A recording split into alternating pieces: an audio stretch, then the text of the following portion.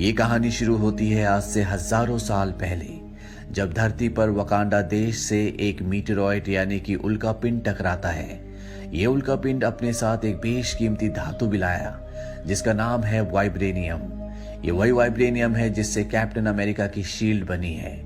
इस वाइब्रेनियम के चारों तरफ 5 कबीले बस गए जो हमेशा आपस में लड़ते रहे। पर एक दिन एक योद्धा को चीता रूपी देवी बस्त ने दर्शन दिए।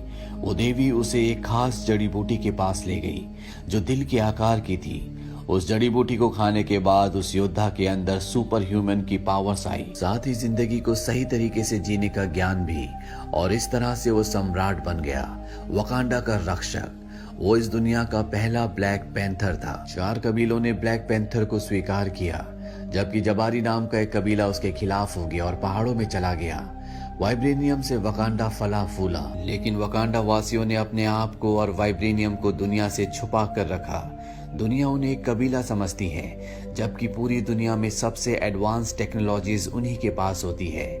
वक्त आता है सन 1992 का, जहां पर किंग टिचाका, जो कि अब वकांडा के नए सम्राट हैं, जो ब्लैक पैंथर भी हैं, वो कैलिफोर्निया अपने भाई के पास जाते हैं। दरअसल उन्हें पता चल गया होता है कि उनका भाई वकांडा से वाइब्रेनियम को चुरा कर दूसरे लोगों को बेच रहा है। हालांकि किंग टिचाका का भाई निजोबू इस आरोप से मना कर देता है, लेकिन उसे ये नहीं पता होता कि उसका जो बेस्ट फ्रेंड है वो किंग टिचाका का जासूस है, इसीलिए वो पकड़ा जाता है।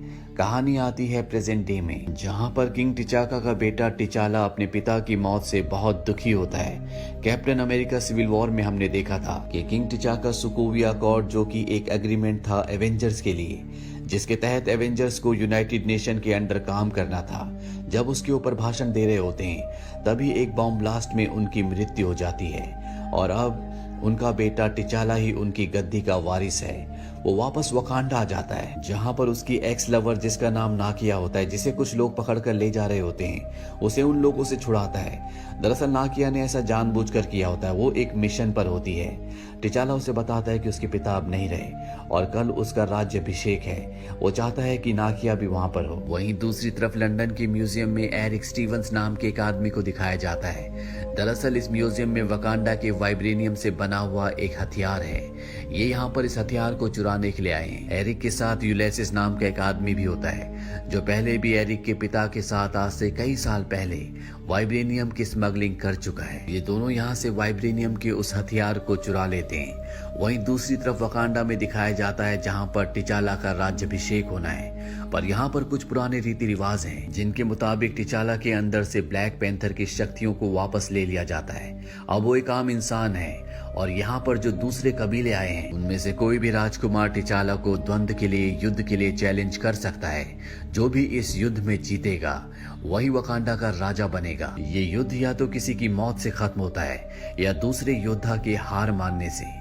टिचाला के बीच में और दूसरे योद्धा के बीच में घमासान लड़ाई होती है। हालांकि टिचाला उसे मार सकता था, लेकिन टिचाला उसे हार मानने के लिए कहता है और इस तरह से टिचाला वकांडा का राजा बन जाता है। टिचाला को वाइब्रेनियम से बनी दिल के आकार की उस खास जड़ी बूटी को पिलाया जाता है, जिससे उसके अंदर ब्लैक पैंथर की शक्तियां वापस आ जाती है। और अब राजा बनने के बाद टिचाला को, यानी कि ब्लैक पैंथर को, पता चलता है कि लंदन के म्यूजियम से वाइब्रेनियम चुराया गया है। ये एक प्लान बनाते हैं और इस प्लान के मुताबिक जब भी वो वाइब्रेनियम को बेचने की कोशिश करेंगे तो ये उन पर हमला करेंगे। और जब एरिक और यूलेसिस वाइब्रेनियम की डील कर रहे होते हैं तो वहां पर ब्लैक पैंथर आ जाता है। ब्लैक पैंथर यूलेसिस को पकड़ लेता है और जब यूलेसिस की इन्वेस्टिगेशन हो रही होती है, वहां पर एरिक एक ब्लास्ट करता है, जिसके बाद वो यूलेसिस को वहां से छुड़ा लेता है। और जब वो उसे अपने साथ ले जा रहा होता है तो ब्लैक पैंथर उसकी तरफ कूदता है, लेकिन तभी एक अनजान शक्ति उसे पीछे धकेल देती है। ब्लैक पैंथर देखता है कि एरिक के गले में एक गोल अंगूठी है, जिसे देखकर वो पूरी तरह से हैरान हो जाता है। वकांडा वापस आने के बाद ब्लैक पैंथर अपने पिता के उस दोस्त के पास जाता है, जो कभी उसके पिता के लिए जासूसी भी किया करते थे, जिनकी वजह से किंग टिचाका को उनके भाई की गद्दारी के बारे में पता चला था, जो कैलिफोर्निया में इलीगल तरीके से कई सालों पहले वाइब्रेनियम बेच रहे थे। ब्लैक पैंथर उनसे पूछता है कि आज मेरा जिस आदमी से सामना हुआ उसके गले में ठीक वैसी अंगूठी थी जैसे मेरे हाथ में है। ये मेरे दादाजी की अंगूठी है, ऐसा कैसे हो सकता है? वो ब्लैक पैंथर को बताते हैं कि आज से कई साल पहले तुम्हारे पिता के भाई को यानी कि तुम्हारे चाचा को कैलिफोर्निया एक मिशन के लिए भेजा गया था। वहाँ पर उसे एक अमेरिकन लड़की से प्यार हो गया, उनका एक बच्चा भी हुआ। जहाँ पर तुम्हारे पिता ने मुझे अपना जासूस बनाकर तुम्हारे चाचा के पास भेजा था। मुझे पता चला कि वो वाइब्रेनियम चुरा रहे हैं। दरअसल वो खतरनाक हथियार बनाना चाहते थे। वो चाहते थे कि वकांडा इस पूरी दुनिया पर राज करे। पर जब ये बात तुम्हारे पिता किंग टिचाका को पता चली कि उनका भाई वाइब्रेनियम चुरा रहा है, तो वो कैलिफोर्निया आए और उन्होंने अपने भाई से कहा कि तुम वकांडा वापस आ जाओ। तुम्हारे पिता का भाई मुझसे बहुत नाराज था, उसने मुझ पर गन तान दी और मेरी जान बचाने के लिए किंग टिचाका ने अपने भाई को मार दिया। पर उनकी मौत के बारे में कभी किसी को नहीं बताया गया। उनकी मौत के राज को हमेशा राज ही रखा गया। उनके बेटे को हम वहीं छोड़ कर आ गए। वहीं दूसरी तरफ एरिक को दिखाया जाता है, जो यूलिसिस से, जिसे उसने जेल से छुड़ाया था, उसे कहता है कि मैं वकांडा जाना चाहता हूँ। यूलिसिस कहता है वकांडा कोई भी नहीं जा सकता। एरिक अपने होठ के नीचे उसे एक नीला निशान दिखाता है और ये निशान सिर्फ वकांडा वासियों के पास ही होता है। यूलिसिस समझ जाता है कि एरिक वकांडा से है। वो वहां से भागना शुरू करता है, लेकिन एरिक उसे मार देता है और वकांडा आ जाता है, जहां पर वकांडा के बॉर्डर पर वो उन्हें यूलिसिस की बॉडी देता है। इसके बाद एरिक को किंग टिचाला यानी कि ब्लैक पैंथर के पास लाया जाता है। ब्लैक पैंथर को पता है कि एरिक ही उसके चाचा का बेटा है और वो भी एक वकांडा वासी है। एरिक उसे कहता है कि मेरे पिता को तुम्हारे पिता ने धोखे से मारा और इस गद्दी का असली वारिस मैं हूँ। वो ब्लैक पैंथर को युद्ध के लिए ललकारता है। वकांडा के रिवाजों के अनुसार जो भी इस युद्ध में जीतेगा वही वकांडा का राजा होगा। अब युद्ध से पहले किंग टिचाला के अंदर से ब्लैक पैंथर की शक्तियों को निकाल दिया जाता है। इसके बाद एरिक और टिचाला के बीच में घमासान युद्ध होता है। इस युद्ध में एरिक की जीत होती है। वो टिचाला को बहुत बुरी तरह से जख्मी कर देता है और झरने से नीचे फेंक देता है और इस तरह से ना चाहते हुए भी एरिक को वकांडा का नया राजा बनाना पड़ता है। इसके बाद उसे दिल के आकार की वो जड़ी बूटी जो वाइब्रेनियम से बनती है वो पिलाई जाती है, जिसके बाद उसके अंदर ब्लैक पैंथर की शक्तियां आ जाती है। एरिक कहता है कि यहाँ पर जितनी भी बाकी जड़ी बूटियां हैं उन सबको जला दो ताकि उसके बाद किसी के भी अंदर ब्लैक पैंथर की शक्तियां ना आए। लेकिन नकाई, जिससे टिचाका प्यार किया करता था, जो वकांडा की जासूस भी है, वो एक जड़ी बूटी चुरा लेती है और इसके बाद नकाई टिचाका की मॉम, बहन और CIA का एक मेंबर जिसका नाम एवरेट है, जिसका इलाज करने के लिए उसे वकांडा लाया गया था, ये सब के सब राजमहल से निकल जाते हैं। वहीं एरिक को दिखाया जाता है जो ये फैसला करता है कि वकांडा के जासूस पूरी दुनिया में पहले से फैले हुए, उन सबको वकांडा के आधुनिक हथियार भेजे जाएं। अब हम पूरी दुनिया पर अपना राज करेंगे और साथ ही वाइब्रेनियम से और भी खतरनाक हथियार बनाएंगे।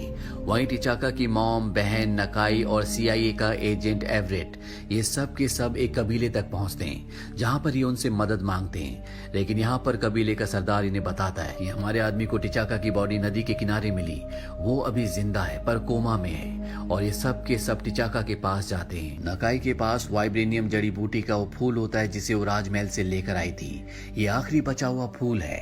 टिचाका की मॉम इससे एक सिरम बनाती है और अपने बेटे टिचाका को पिलाती है, जिससे टिचाका अपने पूर्वजों की दुनिया में चला जाता है, जहां पर वो अपने पिता किंग टिचाला से मिलता है। टिचाका अपने पिता से नाराज होता है। वो कहता है कि तुम्हें अपने भाई के बेटे को वहां पर छोड़कर नहीं आना चाहिए था, बल्कि उसे अपने साथ लेकर आना चाहिए था। उसके पिता कहते हैं कि मैंने अपने लोगों को चुना। टिचाला कहता है कि आपने गलती की और आज जो कुछ भी हो रहा है इसके जिम्मेदार हम ही हैं और अब मुझे ही सब कुछ ठीक करना होगा, मुझे वकांडा को बचाना होगा।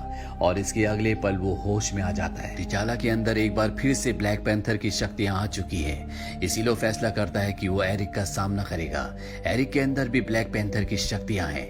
टिचाला की जिस कबीले ने जान बचाई होती है वो भी उसका साथ देते हैं और ये सब के सब अब एरिक से बदला लेने के लिए पहुंच जाते हैं। यहाँ पर एरिक की जो जर्नल होती है, जो पहले टिचाला की जर्नल थी, जो बहुत ही शक्तिशाली है, वो टिचाला के साथ आ जाती है और अब टिचाला की आर्मी और एरिक की आर्मी के बीच में युद्ध होता है। और अब टिचाला और एरिक, जिन दोनों के पास ब्लैक पैंथर की शक्तियां हैं, साथ ही वाइब्रेनियम से बना हुआ बहुत ही शक्तिशाली सूट भी है, एक दूसरे से लड़ते हैं। इन दोनों के बीच में खतरनाक लड़ाई होती है, पर इस बार टिचाला वाइब्रेनियम से बने हुए एक चाकू को एरिक के शरीर के आर पार कर देता है। एरिक अब मर रहा होता है। वो टिचाला से कहता है कि मेरे बाबा हमेशा कहते थे कि वकांडा से खूबसूरत कुछ भी नहीं है। टिचाला एरिक को उसी झरने के पास ले जाता है जिस झरने के पास पिछली बार एरिक ने टिचाला को हराया था। टिचाला एरिक से कहता है कि अगर तुम चाहो तो हम तुम्हें बचा सकते हैं। एरिक कहता है ताकि तुम मुझे पूरी जिंदगी काल कोठरी में रखो, इससे अच्छा मैं यहाँ पर मरना पसंद करूंगा। एरिक की मृत्यु हो जाती है। इसके बाद दिखाया जाता है ब्लैक पैंथर यानी कि टिचाला अपनी बहन को कैलिफोर्निया उस जगह ले जाता है जहां पर इनके पिता ने अपने भाई को मारा था। टिचाला ने इस पूरी जगह को खरीद लिया होता है। वो अपनी बहन को बताता है कि यहाँ पर हम वकांडा का पहला संपर्क सेंटर बनाएंगे जिसे तुम और नकाई संभालोगे और दुनिया की भलाई के लिए अपनी साइंस को, अपनी टेक्नोलॉजीज को दुनिया के साथ साझा करोगे। मिड क्रेडिट सीन में टिचाला यही बात यूनाइटेड नेशन के सामने कहता है। वो कहता है कि वकांडा अब पर्दे के पीछे नहीं रहेगा बल्कि दुनिया के साथ अपने विज्ञान को, अपने ज्ञान को बांटेगा ताकि हम एक बेहतर दुनिया बना सके। पोस्ट क्रेडिट सीन में हमें दिखाया जाता है बकी बार्न्स को जिसका हाथ Captain America Civil War film में आयरन मैन ने उखाड़ दिया था। अब वो यहाँ पर पूरी तरह से रिकवर हो चुका है। इसी के साथ ये फिल्म, ये कहानी यहीं पर खत्म हो जाती है।